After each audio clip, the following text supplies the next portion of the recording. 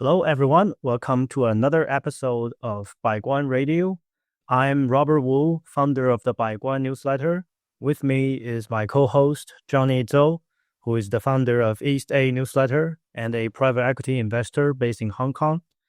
Every week, we both try to come together and to talk as two friends about the current events of the last week that are related to China, that have long-term implications for China.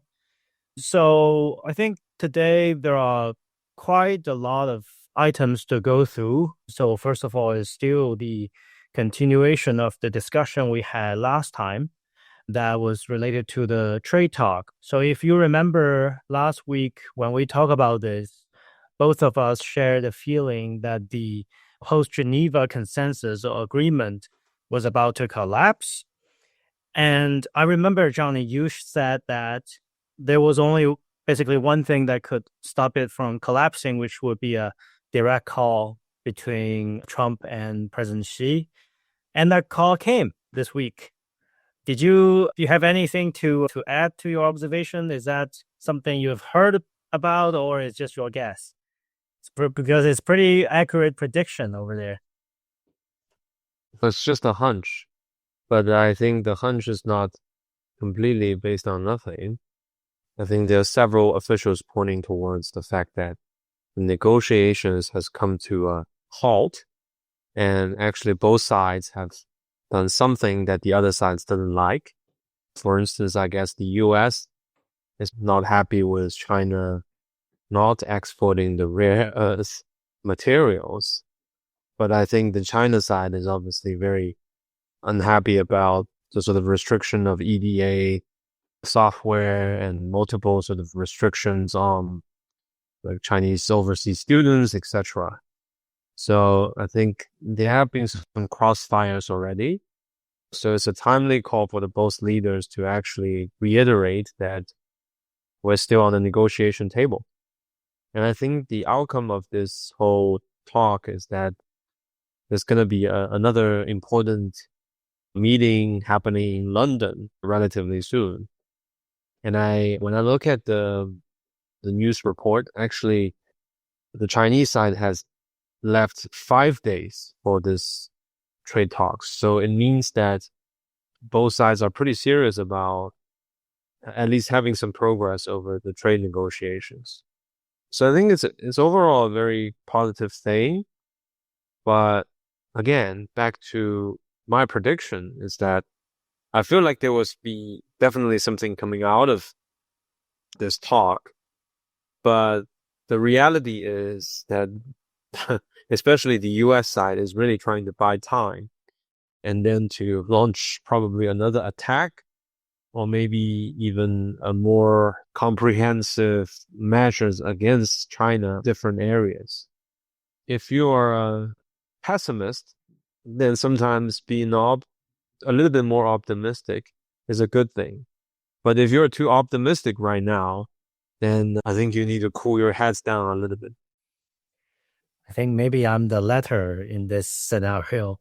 But it's interesting. There are many interesting things about this trade negotiation right now. So first of all, if we have to think about it, it's actually the first call, at least the official call between Trump and Xi after Trump assumed office. It was 4 months now? And with all these dramas, all these things that are happening in the last 4 or 5 months, it's actually the first ever call. And that was I think it's pretty strong signal that the leadership of both sides, they don't want this thing to go off the track too far. There is some kind of bottom line that both of these want to stick to. And so suggest to me that there is some kind of invisible guardrail. And I possibly don't know that the US side, at least the current administration, they will have a grand plan or scheme or a big plan for this. I think the past few months have been pretty convincing that this team is really on the go, right? They just improvise. wherever the wind blows, they just improvise on the move to solve the problem of the day. And it's also quite telling that it's very likely that President Donald Trump only realized the importance of rare earth metals until maybe the week before. That suddenly he thought this was a huge thing. And it's possible that he didn't even think about it, the impact, the implication of that.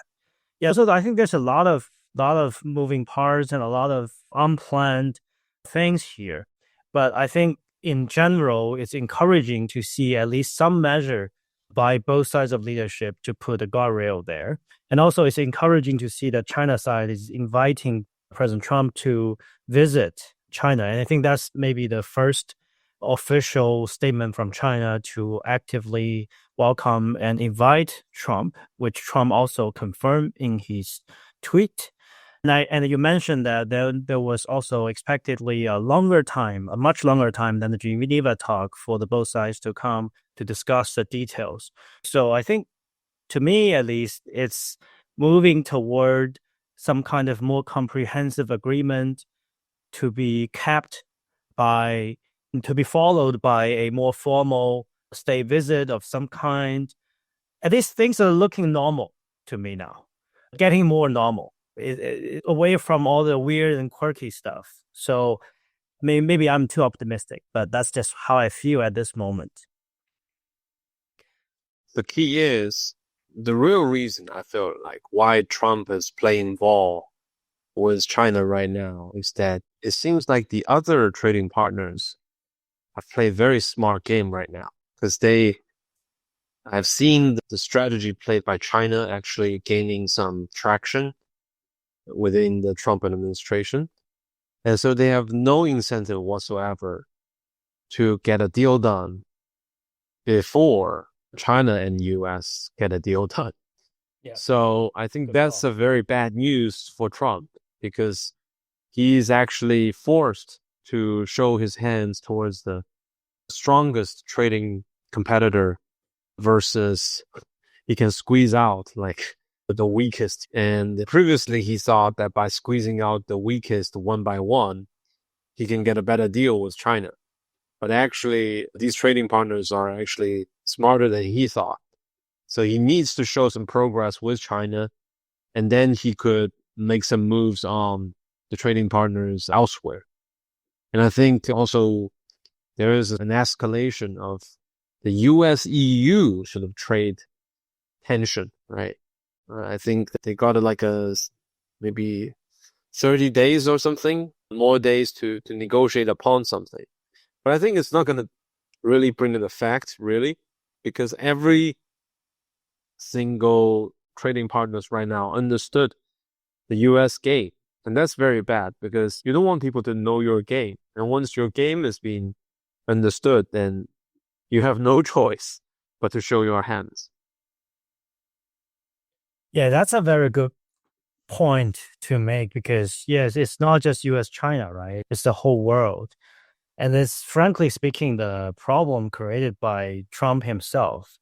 If he didn't start this whole thing by pointing the gun at every single one in the world, he wouldn't have the same problem. It is what it is. Now he has to deal with the whole world and put himself in this difficult position. I think that's so much about the trade war, right? I think maybe for the next few weeks, there will be more new developments that we will keep referring to and going back to. On the on the more like the social front. Wait, are you not going to talk about the Trump-Musk feud? Oh, yes. Yeah. You're good reminder. We should.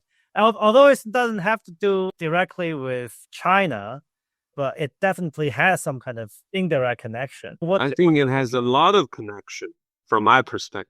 I think regardless of what Trump is saying, Elon Musk is the single biggest influencer from the entrepreneurial or the commercial community on this planet.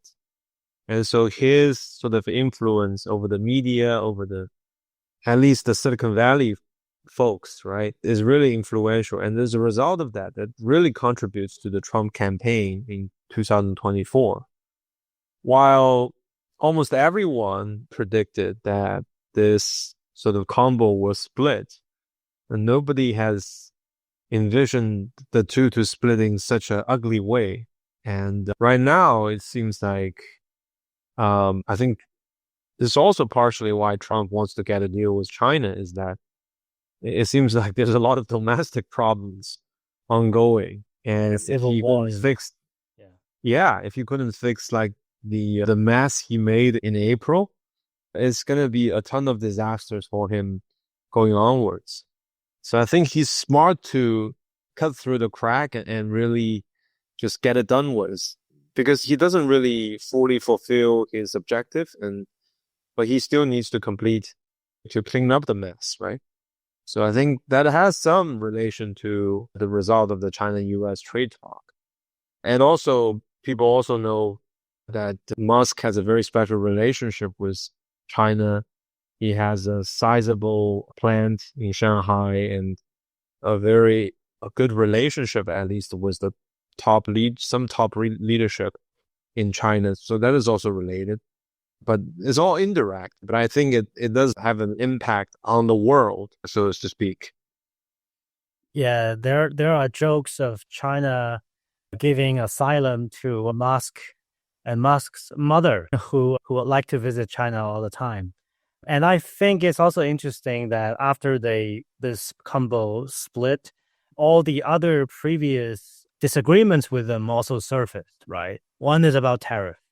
I think I saw on Elon Musk's account that he also directly said the Trump tariffs are stupid, which he didn't said before directly. But now all gloves are off. Now they're really, all these disagreements are laying wide open. And that's really, I think, what a lot of the tech community, business community also feel about at least part of the Trump's policies. Yeah, I think for a lot of the Chinese people, I remember that was the morning of Thursday in China, right? When we went to bed the other night, we went to bed with the news that President Trump and President Xi was having a talk, which was great news. So with that, we went to bed. And when we woke up to Tesla share tanking 15%, and every WeChat account that I follow was talking about this dramatic split between these two. So that was really a dramatic day. And the people in China was just like watching it as if it's watching a great movie or something with all the popcorns and all that. Very entertaining, very entertaining. And this entertainment just adds to a pretty eventful week, I think, in China in terms of public opinions, right? There's this thing that I actually didn't want to talk about, but I think we have to talk about, was this controversy about this girl, this graduate from Harvard University, this Chinese student, Luana Jiang Yurong, and her speech during the graduation ceremony. And that was a huge controversy, right? I think ever since the last weekend, all the way through, until maybe Thursday when the Xi Trump call and the Elon Musk thing took over as the focus of people's discussions here in China. But for a few days, this is just a huge controversy. For those who haven't known about it, it was basically this girl. I think she's the first Chinese student to make a speech at Harvard ceremony, a graduation ceremony.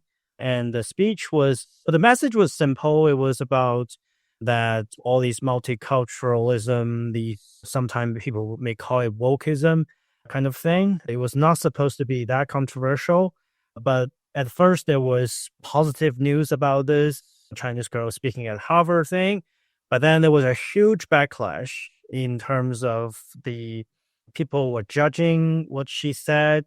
And to be honest, she was also very theatrical in that speech. It was not like a college speech. It was more like a high school performance art thing where she had this weird costume. I don't even know what kind of costume is that, where she talked in very prepared way, And the message was it's really these very DEI kind of thing that's also alien to a lot of Chinese audiences.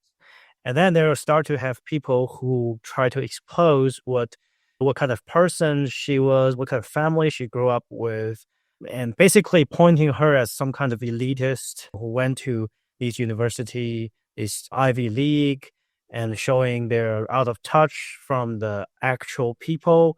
So there was a huge controversy. And to add fuel to the fire is the girl, Miss Jiang. She actually responded to a lot of this controversy very aggressively, very directly. And by speaking up for herself, it was a PR nightmare. Just a lot of people then, just for them, it was not enough to put down the fire, but actually grow more anger. So it was a huge mess. Johnny, you have anything interesting to share about what you think about this kind of event?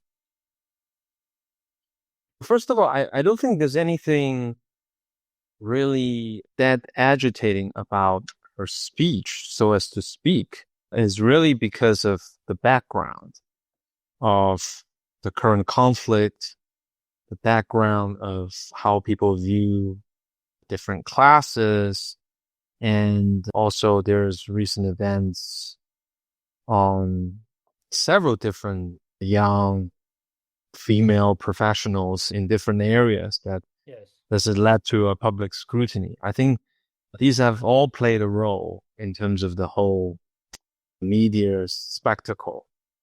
For me, I don't think people should judge this thing too personally. I think for her to stand up for herself is a normal thing to do.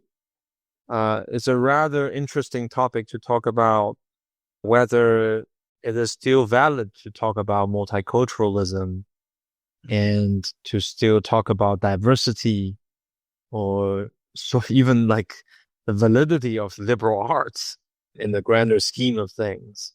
I think it's an absolute irony to the whole sort of the US system, because I think over the last 15 to 20 years, there's a dramatic, like a drop in terms of whether people favor this type of system. I think 20 years ago, if you have the same speech, she's going to be a national hero or at least a national sensation.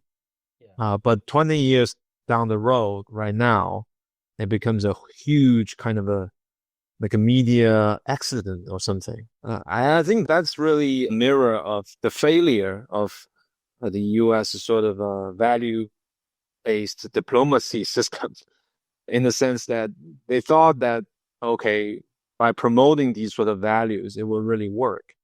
But I think the reality is that this whole system backfired itself internally, no matter it is related to race, equality, or even like for Harvard, the biggest irony is that on the affirmative action case, right?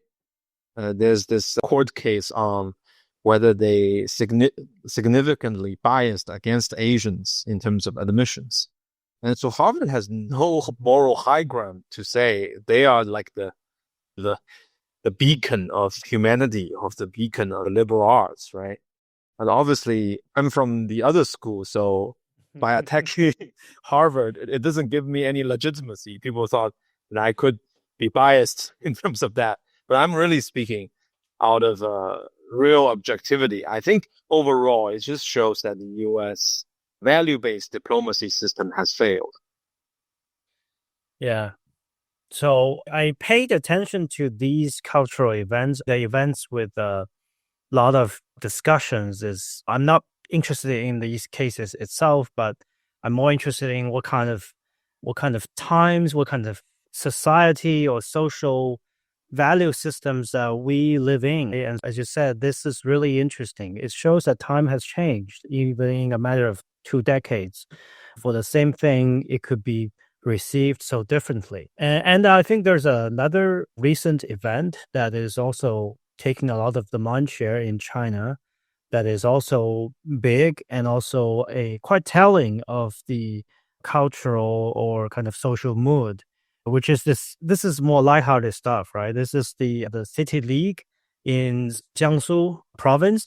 People call it Suchao. It's basically a Jiangsu Super League.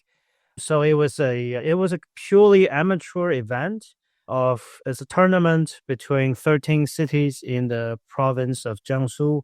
It's a football slash soccer match.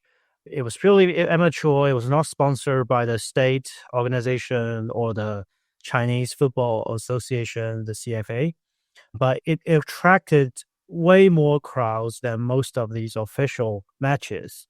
I just wrote about it in my personal newsletter, China Translated. So if you want to see the details, you can go there.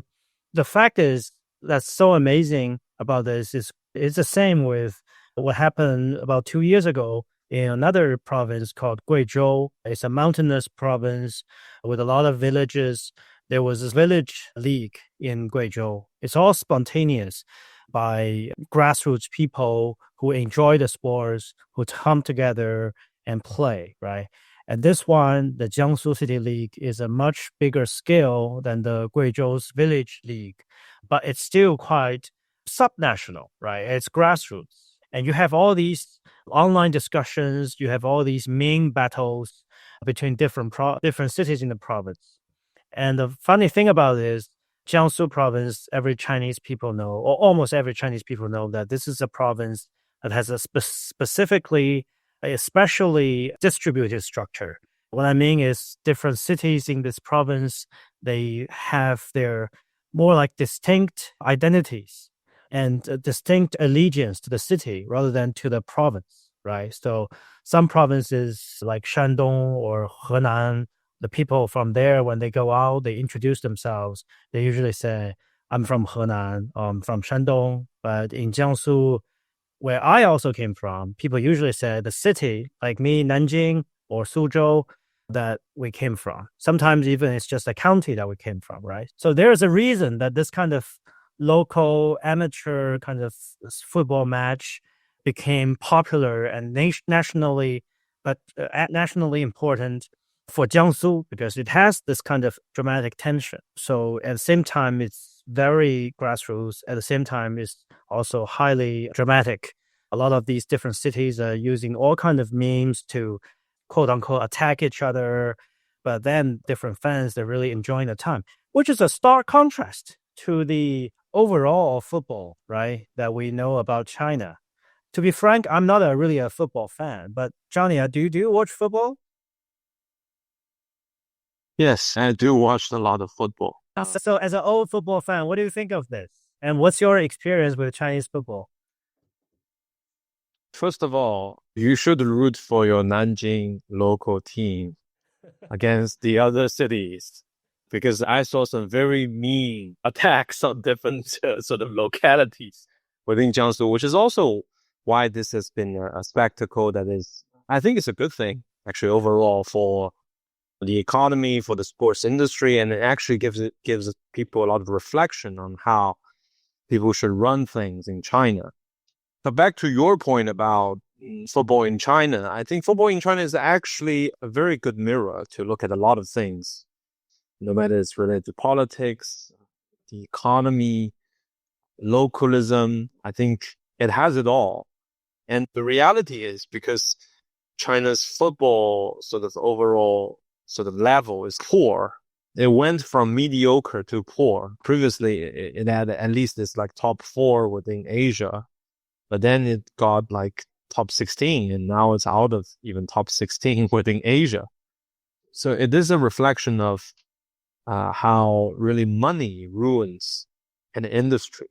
Back in 2010, Evergrande, the property giant, bought the football team, and it has once claimed the championship of the Asian Football League from a club level. But it ended up ruining the China's sport because, you bought a lot of foreign players and they're pretty good. And then it was copied by a lot of other clubs within China. But I think it didn't end up really promoting the younger generation to play this sport.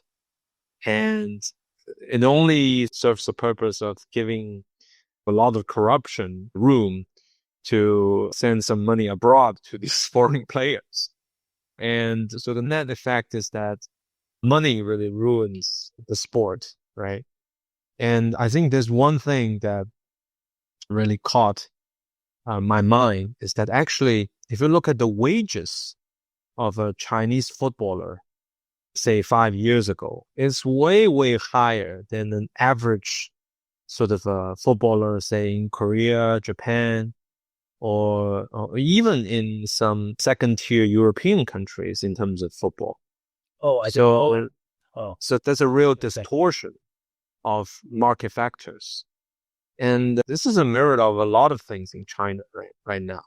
I've been a staunch supporter of a lot of things within China, but I do see a lot of problems of when the money is too much within a single industry, it will typically ruin this industry. And this happens not only in football, but also in a lot of areas like chip manufacturing. Like 10 years ago, there's a lot of money poured into it, but it doesn't really have a real impact, right?